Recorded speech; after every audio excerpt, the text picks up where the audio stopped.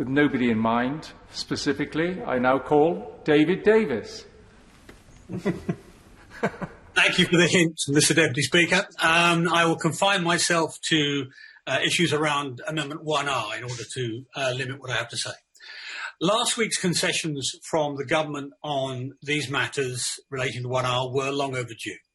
With their tabling of the amendment removing genocide, torture and crimes against humanity, some of the most egregious errors in the bill were corrected, which is why I voted in favour of government amendment last week. However, as I warned on Wednesday, that amendment left one serious matter unresolved. War crimes were still subject to a presumption against prosecution.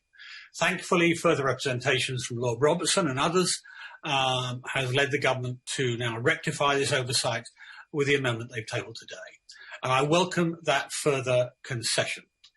In government, it's always difficult to change your mind, as I said last week, once you set out on a specific course of action. The government should be commended for doing just that in the case of this bill, and in particular, I want to commend again the new minister for his extremely rational approach to this and using the time that ping-pong has given him to good effect. The original drafting of the bill created a situation whereby the UK's standing on the international stage would have been threatened. Our reputation as an upholder of the rule of law would have been tarnished, and we would have run the risk of potentially having our troops hauled before the International Criminal Court.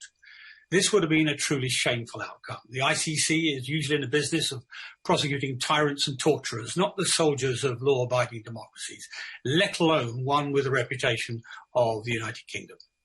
So the concessions last week would have still have left our soldiers open to charges of war crimes. And to be clear, those concerns are not theoretical concerns of myself or other members, either here or in the other place. This is what the Chief Prosecutor of the ICC said in her response to me last Friday after I asked her for her consideration of the government's concessions to that point.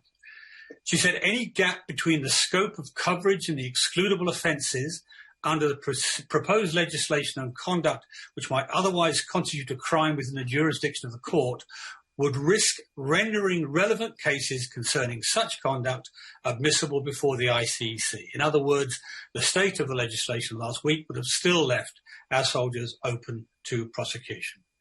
Today's amendment now means torture, war crimes, crimes against humanity and genocide will all quite rightly be excluded from presumption against prosecution contained in the Overseas Operation Bill. That's to be welcomed.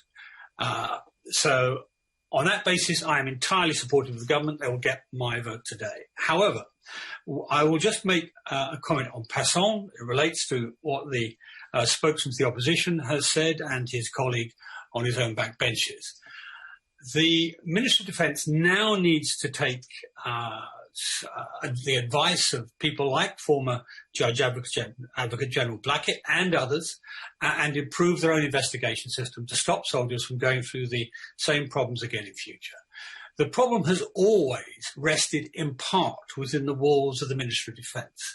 So improvements to the investigation process must be made. Our troops need to be reassured that if they ever face allegations of wrongdoing, they'll be investigated fairly, rapidly, and without the threat of constant reinvestigation.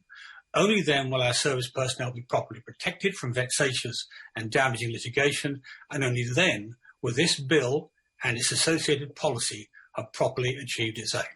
Thank you, Mr. Deputy Speaker. Thank you very much.